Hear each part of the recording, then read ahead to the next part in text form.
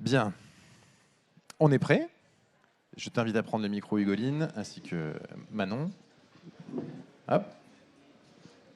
Parfait, eh ben, c'est parti pour cette deuxième table ronde sur le thème des pollutions et déchets. Des startups sélectionnées par BPI France sur le salon ProDurable. Alors je rappelle, les startups à impact, c'est intéressant. Il y a 20 ans, ce qui faisait rêver les jeunes diplômés dans les écoles de commerce ou dans les écoles d'ingénieurs, c'était d'aller dans les grandes entreprises ou de faire du management ou d'aller dans les cabinets de conseil. Il y a 10 ans, c'était les startups du digital. Et qu'est-ce que c'est aujourd'hui ? C'est ces startups à impact environnemental, ces entreprises qui vont contribuer au développement durable à travers l'innovation ou à travers des innovations d'usage ou du marketing parfois. Il y a aussi ces aspects-là. Et on a justement en France, si la France a un peu raté la révolution numérique, on n'a pas beaucoup de géants du numérique, on a en France un bel engouement sur le Next 40 et le French Tech 120 des startups à impact environnemental, Insect, Blablacar, Recommerce, Back Market, Vestiaire Collective. Et c'est un peu ce qu'incarne aussi ce mouvement des startups à impact. La place de la France dans la révolution durable, par contre, elle est tout à fait intéressante. Et on a justement là 4 startups qui excellent dans leur domaine. Alors, c'est des experts de la pollution et des déchets, donc vous pouvez aussi échanger avec eux, parce que moi j'ai appris beaucoup de choses à leur contact en échangeant avec eux, tous autant qu'ils sont. On entend souvent parler dans ce domaine-là de l'économie circulaire, alors que je résumerai, sur certains aspects en tout cas, les déchets des uns deviennent les matières des autres, ou les ressources des autres. Et alors toi, Hugoline, justement, tu as une vision assez intéressante du déchet. Il y a un sujet enfin, voilà, je te laisse nous parler un petit peu de Recnorec. Oui, merci. En fait, on vient faire, bonjour à tous, pardon. On vient faire le lien avec la table ronde précédente, puisque nous aussi, on est une entreprise qui s'intéresse aux matériaux et qui produit de nouveaux matériaux. En fait, Recnorec, c'est une entreprise qui s'intéresse au dernier kilomètre du recyclage des plastiques, c'est-à-dire tous ces plastiques qui ont d'abord fait l'objet d'une extraction, enfin tous les plastiques font d'abord l'objet d'une extraction pour être orientés vers des filières de valorisation monomatériaux, c'est-à-dire le plus sélectif possible, mais il en reste beaucoup, il en reste près de 3/4 des plastiques qui sont mis sur le marché en France qui ne sont pas recyclés et qui sont considérés comme orphelins, orientés en élimination, incinération ou mise en décharge. Pourquoi ? Parce qu'ils sont trop complexes, vous en avez un échantillon, vous les connaissez par cœur, tout ça, c'est tout ce qui reste dans votre poubelle grise. Donc c'est des gros volumes, c'est peu de masse, c'est pas du tout intéressant au niveau logistique, mais nous, on sait en faire quelque chose. Et donc ces derniers kilomètres, c'est ces 3/4 des plastiques, 3/4 c'est beaucoup pour des derniers kilomètres, et nous, on va les recycler en mélange pour en faire un nouveau matériau qui va également avoir un impact de stockage de carbone, bien sûr, puisqu'on stocke du carbone fossile qui aurait été détruit, et qui va également avoir un rôle de limitation de la déforestation, puisqu'il s'utilise sous forme des panneaux de petites planches pour le moment que nous fabriquons. Il s'utilise en remplacement du bois comme une matière bois imputrescible qui va se travailler par nos partenaires menuisiers, comme vous voyez un nichoir ici qui a été réalisé par un de nos partenaires ESAT. Voilà, donc on est dans une logique sociale. Recnorec, c'est une entreprise sociale agréée ESUS qui a une vocation industrielle, puisque pour absorber ces 3/4 de plastique, je vous épargne les chiffres, il faut des process à fort impact et des process qui transforment. Et donc on est en plein développement de notre activité industrielle pour installer une capacité d'absorption de ces plastiques et de production de substituts au bois. Super. Et recycler le non recyclable, j'aime beaucoup ta tagline, elle est très intéressante. Et notre matériau, bien évidemment, ça peut paraître évident, mais c'est encore mieux de le dire, il est recyclable, non pas à l'infini, parce que parlons vrai, l'infini, ça n'existe pas vraiment, mais par contre, il est recyclable X fois dans notre process. Et César, chez Enixo Engineering, vous êtes aussi sur de l'économie circulaire, du réemploi de matières. Est-ce que tu peux nous présenter Enixo Engineering à ce sujet ? Oui, en effet, bonjour à tous. Alors, Enixo est né il y a 5 ans avec une volonté, c'était de changer les paradigmes de traitement des eaux usées, puisque les techniques sont standardisées depuis 100 ans et elles ne sont pas à vocation à valoriser toutes les ressources contenues dans les eaux usées. Donc, on est parti de cette... Je propose qu'on fasse une toute petite pause le temps de ça, parce que sur la vidéo, en plus, ce ne sera pas sympa. Et c'est pas agréable pour notre audience. Ça permettra de faire un coupage à la vidéo. Donc, les eaux usées. Bien sûr. Donc, très bien. Donc, tous ces eaux usées contiennent énormément de ressources. Et aujourd'hui, de la matière. c'est ça, énormément de ressources. Donc, pour aujourd'hui, pour une collectivité, les eaux usées sont problématiques. Il y a des nuisances olfactives, il y a des charges d'exploitation importantes, des coûts électriques importants qui d'ailleurs vont enrichir ultérieurement l'eau potable pour les citoyens. Donc, on est parti de cette problématique-là. On s'est dit de quelle manière on peut faire en sorte d'avoir un impact et faire en sorte de changer les termes station d'épuration par station de valorisation des ressources. Donc, on est parti de là. Dans les eaux usées, il a fallu repenser et rebâtir une nouvelle filière de stations d'épuration dont le cœur du process est basé sur la symbiose microalgues et bactéries. Et maintenant, donc, on est capable de récupérer cellulose, valoriser azote, phosphore et carbone, produire de biofertilisants, de l'engrais liquide, potentiellement du bioplastique et surtout de l'eau réutilisable. Et tous les quatre, il y a des démos sur vos stands qui sont super intéressantes. Bravo pour votre présence ici. Très bonne sélection de BPI France aussi. Et alors, du coup, on a parlé là de la partie réemploi, réutilisation de la matière qu'on va pouvoir. Mais là, cette matière, il faut la collecter. Elle n'arrive pas magiquement chez Enixo Engineering ou chez Recnorec. Et vous, Manon et Emilio, vous êtes justement sur ce sujet de collecte, alors avec deux manières très très différentes. Hein. Vous avez deux manières d'aborder ces choses-là. L'une qui est plutôt basée sur le vivant, donc tu vas nous en parler, Manon, et Emilio plutôt sur de la robotique. Donc voilà, on va vous donner la parole à tous les deux sur cet enjeu de collecte un peu original. Vos projets sont vraiment spéciaux. Manon, est-ce que tu peux nous raconter un peu ce que fait Biomed ? Ou beaucoup même. Bonjour à tous, merci de nous donner la parole aujourd'hui. Alors, chez Biomed, on collecte les polluants des sols avec des plantes. Alors, pourquoi régénérer les sols aujourd'hui ? Il faut savoir qu'un tiers des sols, selon l'ONU, sont dégradés dans le monde aujourd'hui, et que si nous ne faisons rien, ce chiffre va aller à 90% en 2050. Autre problème de santé publique, d'après Santé publique France, tous les Français, aujourd'hui, sont contaminés aux métaux lourds. En fait, les polluants se retrouvent dans la terre, dans l'eau, dans l'air, dans nos aliments, et on est tous concernés finalement. Et la nature, ça, elle l'a bien compris depuis longtemps. Il y a des végétaux qui, depuis des millions d'années, se sont adaptés à des milieux hostiles. Et en fait, il existe donc des plantes qui sont capables, avec leurs racines, d'extraire les polluants des sols pour les monter dans leur partie aérienne. L'idée, par la phytoremédiation, donc c'est la technique qu'on emploie chez Biomed, c'est de retirer ensuite ces plantes pour pouvoir les revaloriser. Donc nous, ça fait 3 ans qu'on développe tout un accompagnement pour que tout à chacun puisse prendre ce sujet entre les mains, qu'on arrête de fermer les yeux. Donc pour ça, on propose un diagnostic des polluants dans le sol à moindre coût qui permet de faire une cartographie sur un terrain de où se trouvent les polluants. Et en fonction de ce qu'on trouve, on va proposer des semences sur mesure, donc surtout sur les métaux lourds dans un premier temps, pour pouvoir justement les extraire des sols. Ensuite, on va pouvoir aider à l'aménagement paysager, au suivi des plantes, à la récolte. Et ensuite, nous, on les récupère, on les revalorise pour idéalement créer de nouvelles sources de métaux.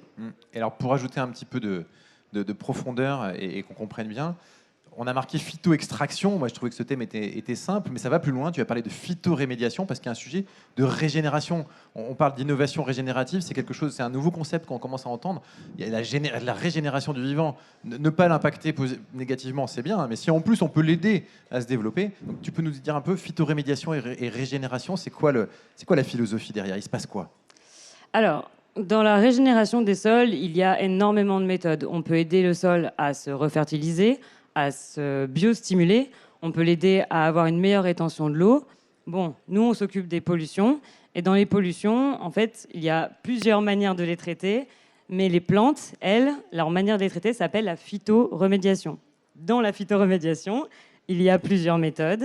Il y a la phytoextraction, c'est donc celle que je vous ai expliqué qui retire les polluants de sol et les monte dans les parties aériennes. Mais il y en a d'autres. Il y a par exemple aussi la phytostabilisation.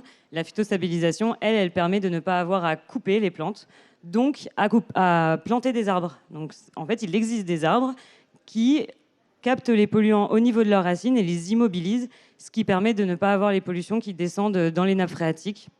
Et en fait, ces arbres, eux, soit se nourrissent des métaux lourds, par exemple, soit sont au contraire très résistants. Et donc ça peut nous permettre aussi d'avoir des aménagements paysagers intéressants qui intègrent des arbres. Merci beaucoup Manon. Et alors vous avez vu le niveau d'expertise. Hein. Je vous avais dit qu'on pouvait apprendre beaucoup de choses au contact de ces startups en leur rendant visite. Et moi j'ai appris beaucoup de choses en préparant ces tables rondes. Je vous en remercie encore. Merci beaucoup Manon. Et j'aime beaucoup Isabelle Delannoy sur l'économie symbiotique. Ça ressemble beaucoup à ça aussi. Mais on peut parler aussi d'économie régénérative. Si l'économie devient compatible avec le vivant grâce à ces innovations, ça ne peut qu'aller dans le bon sens. Emilio, toi, c'est plutôt du côté de la robotique. Est-ce que tu peux nous présenter Jellyfishbot? Et allez voir Jellyfishbot, c'est impressionnant. Ou tapez Jellyfishbot dans Google Images et vous allez voir. Oui, voilà. Et vous allez voir, il y en a partout, en fait, partout dans le monde. Oui, maintenant, on est un petit peu par tout le monde. Bonjour tout le monde. On est au Japon. On est au Japon, on est à Singapour, on est vraiment en train de s'expandre. C'est un produit, c'est un besoin qu'aujourd'hui l'humanité trouve parce que dans les seaux, on trouve vraiment beaucoup de déchets. Et en plus, sont flottants, sont visibles. Donc, notre fondateur, Nicolas Carlesi, a vu ces problèmes et a dit « Je dois faire une solution, je dois proposer quelque chose pour ramasser tous ces déchets. » Et donc, on a créé Jellyfishbot, qui c'est un petit robot radiocommandé ou aussi en version autonome qu'on peut mettre dans n'importe quel type d'eau, dans des piscines industrielles, dans les ports, dans les lacs, dans les rivières, dans les canaux. Et le petit robot va avancer, va ramasser tous les déchets, des macro-déchets jusqu'à micro-déchets. On arrive à récupérer des microplastiques jusqu'à 4 mm de grandeur et aussi des hydrocarbures. Attention, s'il vous plaît. On va faire une petite pause aussi. Intitulée La gare du Nord, un territoire réinventé, animée par Station Nord et Croissance Bleue, va démarrer à 14h15 en salle Maillot. Merci. Donc, c'est un produit très intéressant parce qu'il est assez léger. Ça pèse 20 kg, donc n'importe qui peut les porter toute seule. Bon, s'ils sont deux, c'est beaucoup plus facile. Et donc, ça nous donne l'habilité de les mettre dans des espaces qui sont dangereux par l'humain. Et donc, vraiment, avec notre option de récupérer des hydrocarbures, on les absorbe et on nettoie la surface de l'eau. Donc, c'est très important. Et pour nous, c'est un petit couteau suisse pour vraiment aider à la dépollution des eaux. Et même dans les fins fonds, dans des recoins où il n'y a pas d'hommes, tu m'avais raconté ça. Alors, les déchets, c'est compliqué. C'est très compliqué de bien faire les choses. Et ce n'est pas des solutions parfaites. Hein. C'est toujours améliorable. Là, on a déjà des grandes améliorations, des grandes optimisations.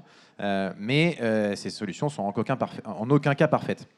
Et justement, Manon, chez Biomed, vous avez encore une problématique que vous comptez résoudre, je l'espère, vous arriverez à résoudre, je l'espère, bientôt ou à l'avenir, mais c'est que les plantes plantées chez vous, elles sont chargées de métaux et après, il faut bien en faire quelque chose. Et est-ce que tu peux nous parler un peu de cette complexité, du coup?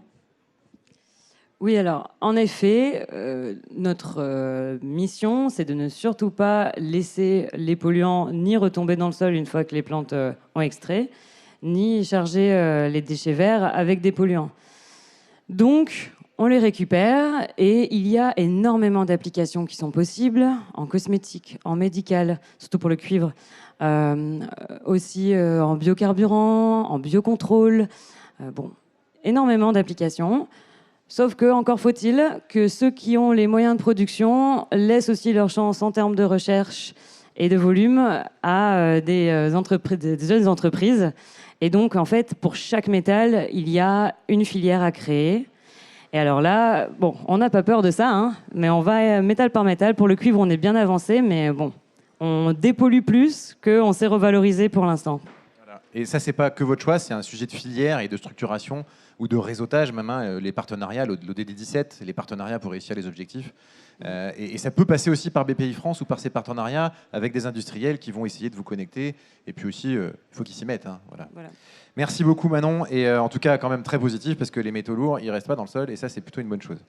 Emilio, chez Jellyfishbot, justement, c'est les déchets que vous collectez. C'est pareil, c'est pas parfait. Comment ça marche? Oui, en effet, donc c'est pas parfait.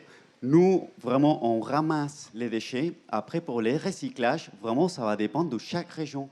Aujourd'hui, chaque région a ses propres règles de recyclage, de qu'est-ce qu'on fait avec tous les déchets récupérés. Donc, nous, on est vraiment en train de découvrir un monde dans lequel nous, on arrive avec une solution, ramasser, nettoyer l'eau. Et après, on se retrouve avec un autre problème. Et donc, on essaie d'avoir des partenaires pour aider à toutes les entreprises avec lesquelles on travaille de qu'est-ce qu'il faut faire pour recycler, pour traiter toutes ces pollutions qu'on est en train de récupérer, qu'on est en train de sortir de l'eau. Notre objectif reste, on va nettoyer les surfaces de l'eau avant que toutes ces pollutions arrivent à des endroits plus difficiles de récupération, c'est-à-dire la mer ouverte. Merci beaucoup, Emilio. Alors, toi, Hugoline, c'est justement une de ton expertise, hein, le traitement des déchets plastiques qui sont récupérés. Et tu parles du grand fantasme des déchets. Alors, c'est quoi le grand fantasme des déchets? J'ai trouvé ça très intéressant. Vas-y. Oui, en fait, je parle de ça parce qu'il est double, en fait, ce grand fantasme. Et chez Recnorec, on essaye d'apporter des solutions très, très concrètes à ces problématiques. Les deux fantasmes, l'un, c'est se dire... chaque déchet va pouvoir retrouver sa valeur en étant trié très sélectivement et on va arriver à des super solutions hyper technologiques qui vont être formidables parce que ça va nous amener des produits 100% issus du recyclage, etc., etc. Sauf que si on fait du développement durable, le développement durable, c'est associer les préoccupations sociales, environnementales, économiques et techniques ensemble. Et tout ça, ça ramène au moment. Est-ce qu'aujourd'hui, comme vient de le dire Emilio, on peut décemment, dans cette géographie-là, avec les acteurs qui sont présents, avec les moyens dont on dispose, humains, environnementaux, économiques, est-ce qu'on peut aller jusqu'au bout et arriver à quelque chose qui va être censé être tenable, être pérenne au niveau économique et organisationnel? Ou au contraire, est-ce qu'aujourd'hui, c'est pas raisonnable et il vaut mieux quand même détruire les déchets plutôt que les laisser dans leur environnement? Ça, c'est le premier fantasme, et nous, on l'adresse en acceptant une chose qui est culturellement très difficile dans l'univers du déchet et du recyclage, de mélanger ces déchets et d'arriver à autre chose que le produit d'origine. Quand vous voyez ces planches, ce ne sont pas les plastiques d'origine qui composaient les déchets qui sortent de votre poubelle. Et donc, on accepte, et ça, c'est vraiment très compliqué dans l'univers du recyclage, mais moi, je considère que ça fait partie des progrès qu'on apporte et de l'innovation qu'on apporte chez Recnorec, c'est d'associer ces mélanges et d'en faire de nouveaux produits qui n'ont plus rien à voir avec la matière d'origine. Et le deuxième fantasme, et là on l'a évoqué... Une forme de séquestration un peu même. Alors nous on fait du stockage de carbone, effectivement c'est du carbone fossile qui n'a pas été détruit en incinération et qui remplace du carbone organique. Donc effectivement on peut parler de séquestration, c'est du stockage. Et ce que disait Manon, elle en parlait tout à l'heure avec une jolie petite formule que tu n'as pas sortie mais que je vais utiliser à ta place, mais c'est la tienne. Voilà, l'idée c'est cette notion de perfection et d'excellence absolue, instantanée, complète, et qui guide beaucoup de critiques et qui guide aussi beaucoup de freins dans l'univers du recyclage dans l'environnement et dans le social. C'est que spontanément, voilà, il faudrait que tout de suite la solution, elle soit parfaitement déployable, parfaitement au point, complète, jusqu'au boutiste, etc., etc. Vous voyez certainement de quoi je veux parler. Et c'est l'un des grands freins de l'action environnementale, ouais, dans plein de domaines. Résultat, la notion de Manon, c'était son expression. Bah oui, start-up, c'est pas que up, c'est start. Et start, ça veut dire pas à pas. Tu l'as dit tout à l'heure, c'était Cyr, je sais plus. Cette notion grand pas par grand pas, ouais. d'incrémental, cette notion de pas à pas, on va vers du mieux, du mieux, du mieux, du mieux. Mais spontanément, on a tous des limites. Forcément, nous aujourd'hui, on peut pas produire des planches au format qu'on produira dans 3 ans. Aujourd'hui, on lève des fonds pour pouvoir passer de ces tout petits objets à des panneaux qui seront déjà des panneaux transformables dans l'industrie de la menuiserie. Voilà, et donc ça, commencer c'est super important de passer le pas à pas et de se dire on fait du mieux et un peu mieux et un peu mieux et un peu mieux et un peu mieux. Et ça, c'est ce qu'on peut tous faire à notre échelle de citoyens ou d'acteurs professionnels. Donc, et commencer le up, important pour moi. Commencer à devenir une scale-up. Alors César, chez Enixo Engineering, pareil, compliqué aussi, hein, les eaux usées, j'imagine c'est pas trivial. Je pense qu'un déchet, c'est une opportunité avant tout. Donc nous, on s'inspire de ça pour créer et concevoir cette nouvelle filière des stations d'épuration du futur. L'eutrophisation, par exemple... On va refaire une petite pause, mais ce sera la dernière. Rassurez-vous, on n'en a plus que pour quelques minutes. La table ronde intitulée « La gare du Nord, un territoire réinventé », animée par Station Nord et Croissance Bleue, démarre en salle Maillot. Donc, station de revalorisation des eaux usées. Tout à fait. Donc, l'eutrophisation est un problème. Donc, on s'est inspiré de ce problème pour concevoir des zones d'eutrophisation confinées, ça s'appelle des bioréacteurs de microalgues, pour pouvoir résoudre la problématique énergétique des eaux usées et l'empreinte carbone, qui est monstrueuse d'ailleurs pour les stations d'épuration. C'est 1% des émissions globales du territoire français, 22 000 stations d'épuration, 4% de l'aviation, comme connaît bien mon collègue. Et donc, on s'inspire de la problématique. Un autre problème qu'on a rencontré, c'est la cellulose. Tout le monde se plaint, l'exploitant, il dit qu'est-ce qu'on fait de ça? Ça nous bouge les tamis, ça finit dans les bouts, on ne sait pas quoi faire, les bouts augmentent en capacité, en volume. Donc, les standards sont déjà bien établis depuis 100 ans, on s'est dit qu'il faut faire différemment. Et donc, on a conçu un système également, on le développe, pour pouvoir récupérer, valoriser cette cellulose en amont de la station d'épuration pour pouvoir en faire quelque chose. Aujourd'hui, on se rapproche des solutions des sociétés de BTP qui peuvent potentiellement l'utiliser comme isolant thermique. Et puis, donc, grâce à toutes ces innovations qui, malheureusement, on est obligé de mettre en place... Oui, parce que ça génère des bouts, hein, c'est ça. Tout à fait. Ouais, ouais. Donc, on a réussi à être lauréat récemment de Concours Innovation, qui est une petite branche du PIA, du Programme d'investissement d'avenir. Et pour nous, justement, pour pouvoir dépasser cette barrière des déchets, opportunités, des problèmes, opportunités, on a besoin donc du soutien comme BPI France, comme l'ADEME, pour pouvoir décoller. C'est Super. fondamental. Alors, merci beaucoup à tous les quatre. Cette table ronde était passionnante. Ouais, merci à tous. Vraiment, je trouve que c'était vraiment sympa. On a donc ces 4 startups de la dépollution et des déchets que vous pouvez retrouver sur le pavillon BPI France sur le salon ProDurable. La vidéo sera disponible en ligne ultérieurement. Vous pourrez la repartager parce que vraiment, je pense que ça vaut le coup de faire connaître ces initiatives-là. N'hésitez pas à les rencontrer, à prendre contact avec elles, soit ici, soit ultérieurement sur les réseaux. On a là justement l'excellence des startups à impact françaises. Je suis ravi de nos échanges et je vous dis bravo à tous les 4.